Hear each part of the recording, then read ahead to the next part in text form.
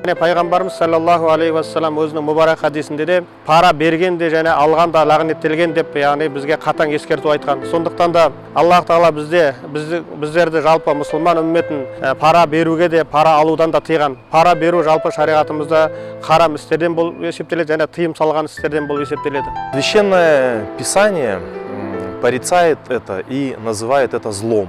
Говорится о том, что, конечно, у каждого человека есть выбор свой, он сам будет отвечать за свои поступки и действия, но это зло, которое приведет человека к дальнейшему развитию проклятия и зла в его жизни.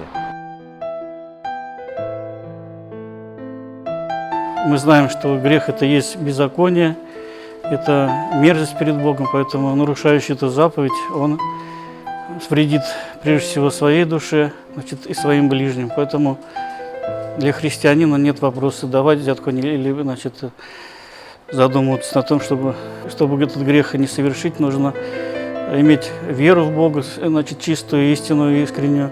Вот, и тогда человек не нарушит эту заповедь.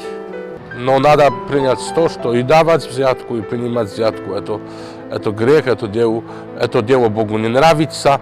Иисус говорит, что кто обманывает, будет должен отдать последнюю копейку. Бұл жерде жаңа пайғамбарымыз хадисінде келгенде, екеуі де бірдей күнәһар болады. Біреуі пара сұраған үшін, екінші сол беруге себепші болған үшін.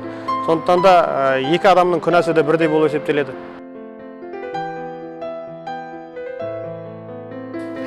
Мне никогда не предлагали взятку, потому что у нас, в принципе, такого не бывает в духовенстве. Енді біздер имам болғаннан кейін бізге пара ұсынылған жоқ. Пара ұсынса да ондай нәрселерден біздер аулақ боламыз.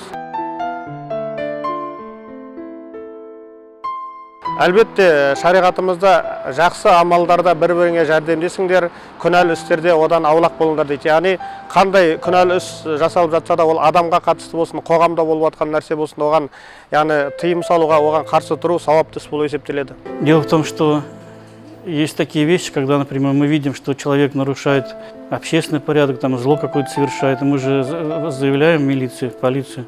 А вот также и здесь греха не будет, потому что здесь нарушаются законы, вот, нарушается и нравственный закон, прежде всего. Мұсылман адам шариғатымызда тыйым салған істерді біле тұра істейтін болса, бірақ оның шариғатта тыйым салынған екенін мойындайтын болса, ол адам күнәһар, пасық адам болып есептеледі. Ал егер шариғатымызда тыйым салған нәрсені мойындамай істейтін болса, ол адам күпірлікке түседі. То есть, если он делает зло, значит, ему ничего хорошего не будет. То есть, если он дает или берет, в его жизни будет развиваться проклятие.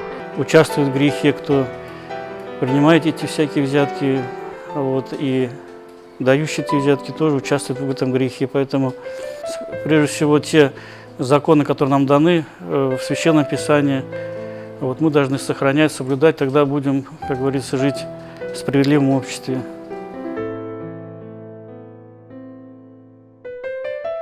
Каждый человек, если не будет на земле, будет когда-то на небесах.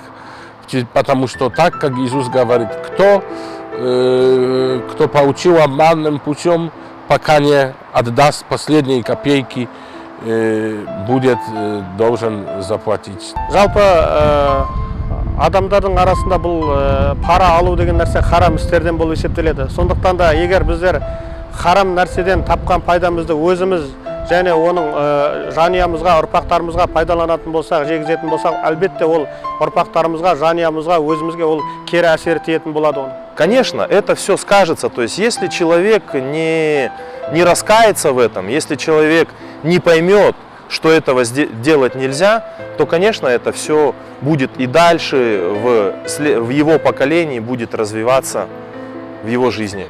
Дело в том, что каждый грех имеет отпечаток в душе.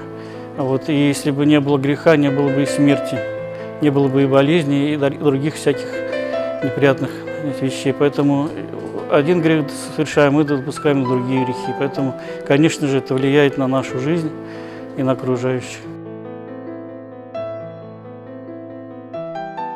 Енді бір Аллаға сенетін, қиямет күніне сенетін, ертең есеп беретін білген адам пара алып жүрсе де, өзінің нәпсісіне еріп, нәпсісін тоқтата алмай жүрсе, Әлбетте, пайғамбарымыз саллаллаху алейхи вассалам мұбарак хадисінде айтқандай, бұл ең бірінші күнәні кетіретін нәрсе тәуба.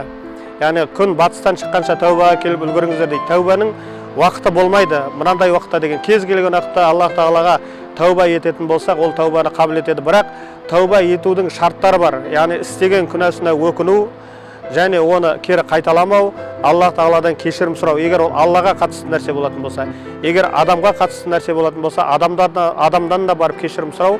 Осы үкімдер орындалатын болса, мұсылман адам Аллах тағаладан кешірім сұрап, үнемі тәубасына келіп тұру керек. Вот такой человек, он не искренне верующий прежде всего. Кто действительно называет себя верующим в Бога, то эти вещи он не будет допускать, потому что это оскверняет его душу, значит, его жизнь отравляет. И он, в принципе, этот грех не совершит никогда, потому что для верующего человека самое главное – это вот вера в Бога, следование его воли Божией, поэтому он старается эти заповеди не нарушать и не допускать такие грехи.